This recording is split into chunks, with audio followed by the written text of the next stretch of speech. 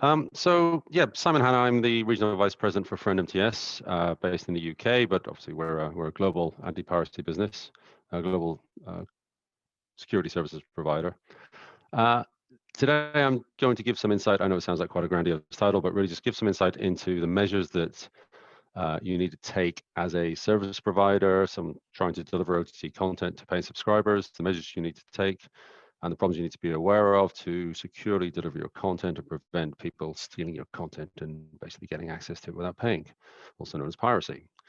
So to set the scene, let's have a little thought about the content situation. So we know consumption of content is going through the roof. Particularly OTT content now, the numbers are, I'm not going to bombard you with numbers, but the numbers are into the billions annually, whether that be dollars, euros, or pounds. The number of services is growing dramatically. It seems, there's new services coming online every month. And not surprisingly, the pirates want a piece of the action. They want some of those revenues, and there are lots of people who, unfortunately, would like to not pay for the content if they can get away with it, or certainly pay less for that content. Piracy isn't just about giving away content for free. Piracy, of course, is about monetizing other people's content for profit more often than not. There is a note here talking about legislators trying to keep up. The reality is the law, as always, is behind, but the problem is now starting to get the ear of the people that matter, particularly in the sports arena. Sports drives a lot of the ecosystem, both in television and consequently in piracy. And some legislative measures are starting to come into place, but it's not really just a case of waiting for the police to sort your problems. Service providers really have to take the lead here and make sure that their content is secure. So again, piracy is a huge business. Does everyone pirate content? No, and not everybody is a particularly what we might call full-time or hard pirate. Lots of people as pirate consumers, they already subscribe to a lot of services. They don't want to have to subscribe to another one, so they may just take a little bit of content here or there.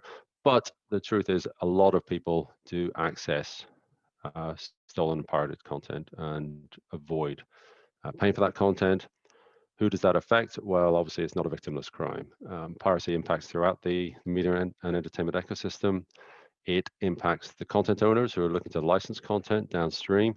It impacts the service providers themselves who are losing subscriptions. And of course, even the advertisers. Again, pirates want to take some of this money, so they will try to exploit the ad breaks in this content playout and overwrite it with their own ads in many cases. So it affects a range of individuals and a range of providers. This next comment seems quite obvious, but it's worth pointing out. Pirates will always do what's easiest in order to access your content. If you are a multi-service provider and you've been delivering content through a set-top box, broadcast set-top box for a number of years, and that's really quite sophisticated security, very evolved security. Pirates generally aren't going to go after that to access your content now. There are easier ways to access that content, particularly with a lot of OTT platforms now being deployed. There are, again, simpler ways to access content, and pirates are aware of this. So as a service provider, you need to understand both where the vulnerabilities are in your platform, but also where are the pirates actually exploiting those vulnerabilities to capture your content, and then focus your efforts accordingly to counter that.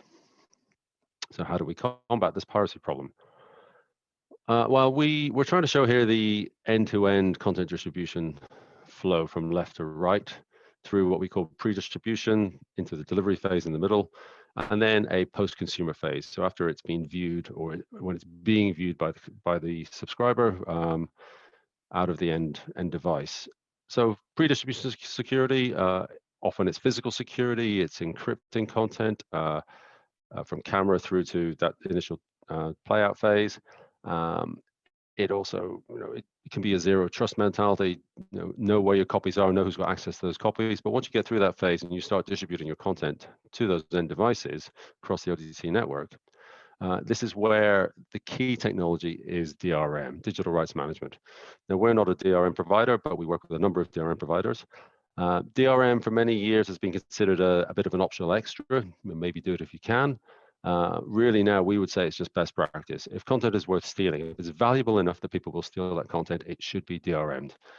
The truth is, if it's not DRM'd, you're effectively putting it out free to air. And there's nothing a pirate will like better than free to air content, because they have to do nothing to steal it. All they really have to do is manage a link to their quote subscribers to point them at your content that's not being protected properly. And the unfortunate truth is then, as a service provider, you are paying the pirates distribution costs. The more the pirates get people to look at that content, the more you're paying them to do it. So DRM is really now, it should be a given. There are other security mechanisms that come into play around that distribution, particularly things like CDN tokenization. But whatever's available, you should understand it, you should be implementing it to ensure that content gets to that end device securely without being compromised. When it does get at that end device, then what happens next? Well, is that the problem solved? Well, unfortunately not. That's where we get into the issue of what we call restreaming piracy. And this is really where the bulk of commercial piracy happens. What does it mean? And can we stop it? Well, restreaming is where a pirate will capture your content from an HDMI output, for instance, on maybe an Android set-top box, or they'll simply screen scrape it from a desktop player. Now, really, they do that commercially? Absolutely, they do, and they do it at huge scale. And it doesn't matter how much you spend on your DRM or on your CA system, on your set-top boxes, you can't stop people doing that. But at least you're forcing the pirate to put some effort into it, to take on some cost themselves. And also then there are things that we can do to identify those users whose accounts are being used to steal that content. And the technology we actually use to do that is something we call watermarking, forensic watermarking, subscriber level watermarking. It's a technology that, again, it allows us to embed a unique pattern in the video that's played out from a particular set-top box or a particular subscription account. And then when we find that content on the internet through monitoring activities, we're able to extract that pattern to understand which subscriber ID or which account or which streaming session was responsible for sourcing that content. What happens next then? Well, the service provider is informed and they can take action against that subscriber, either terminating the access if it's a live event, cut them off immediately, and also revoke their entitlements to future content, and potentially down the line instigate some form of prosecution. Watermarking itself is really quite mature technology now. Many people think it's still in its infancy, but it's not. Watermarking solutions have been around for a number of years. There are a number of different types of solutions, but they genuinely work. And we've deployed watermarking now in tens of millions of devices globally, and it has real results, a real impact. So what are the keys for these watermarking solutions, to work properly? Well, first of all, you don't want to be able to see the watermark. We call this forensic watermarking. It's entirely imperceptible. If you could see the watermark, then it will both impact the viewer experience, but also the pirates can see it. So the pirates know there's something in there. They have to try to do something about it. Content should contain the watermark throughout, so that if we are monitoring for pirate content, it doesn't matter when, if it's a linear channel, it doesn't matter if we capture content at 3 o'clock in the morning or 3 o'clock in the afternoon, the watermark will be in there. It's always on. We should be able to pull the watermark out in a limited amount of pirated video. If it takes 2 hours of pirate video to capture the content, it's both extremely expensive to capture and store that content, but also it's extremely ineffective in countering things like live piracy. A football match might only be 90 minutes long. A boxing event, a pay-per-view boxing match might only be, fight could only be 10 minutes long. So you want to be able to find these watermarks very quickly and take action very quickly. It needs to be robust. Pirates will try to counter and do try to counter watermarking mechanisms. Therefore, we need to stay ahead of the real world countermeasures that the pirates are putting in place. Otherwise, we're simply not an effective service. And finally, the watermarking should be deployable across all your device categories, both legacy and the shiny new stuff. If it only works in your latest set-top box chipsets, it's no use, because the pirates won't focus their efforts there. Again, they'll go for the legacy devices that just aren't protected, or the OTT devices that aren't protected yet, or the browser player. You have to understand, again, where the threat is and implement your watermarking accordingly. So our watermarking is called ASID, Advanced Subscriber ID. It's subscriber level watermarking. It allows us to identify that subscriber. And we have some different flavors of ASID I'll just touch on for the different deployment scenarios. ASID Embedded is targeted at broadcast set-top boxes. So think secure devices which may not have internet connectivity. In this case, we provide all the clever stuff in a library which goes into the set-top box, is included in the code image on the set-top box. And everything that's required can be done on the set-top box after boot time. A watermark is generated, and that gets composited on the video as required at playback time rather. For ASID OTT client composited, this is our most popular mechanism or solution available for the OTT environment. The difference here versus the embedded environment is that with OTT, we have network connectivity. So in this case, we're able to put all the heavy stuff in the cloud, in a cloud service we call the ASID service. And the SDK that we implement in the player or in the app is really only there to establish a secure communication session with that cloud service to request and retrieve a watermark, which is then, again, composited on top of the video in the client, in the player or the app. And then we have a newer solution we call ASID OT Edge Switched. This is what's known as an AB variant solution or a server-side watermarking solution for any service provider who doesn't want to have to make any changes to their client technology for whatever reasons. It's worth noting we do actually have a flavor, a hybrid flavor of Edge Switched, which allows or which involves integrating our client library in the client component, or sorry, in the client apps. And what this means then really is faster extraction performance, and also it's much more robust against collusion attacks. So does this watermarking work? Again, yes, it does. Watermarking has been deployed for a number of years by ourselves, and it's had real effect. This particular case study, this just highlights how a couple of years ago, an operator we were working with who had deployed watermarking previously on this broadcast set-top boxes, again, to great effect, switched on their OTT watermarking, and within a matter of days, pirates were no longer stealing from them because they realized that they were going to get caught. What happened? Where did the problem go? Well, it moved to an alternative service provider, but the key was then one of the big doors had been closed. The efforts could then be focused on that other service provider. And then this slide just shows the range of technologies that actually we provide. It isn't just about watermarking. Yes, we have DRM, or we work with DRM providers, and we provide watermarking to counter restreaming at the subscriber level.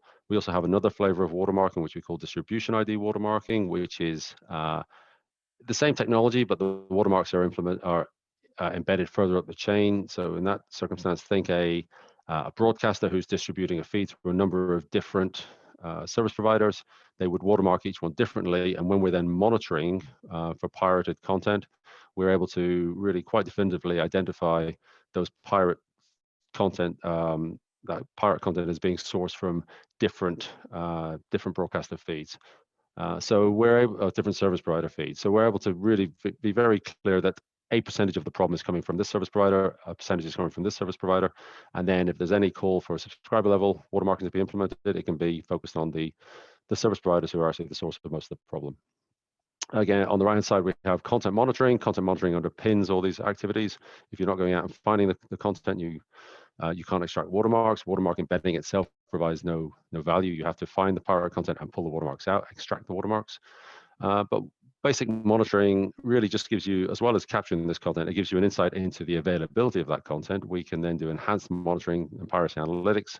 We call it Piracy IQ, which allows you to get some insight into the actual consumption of the pirated content, which is obviously not always entirely aligned with the availability of that content.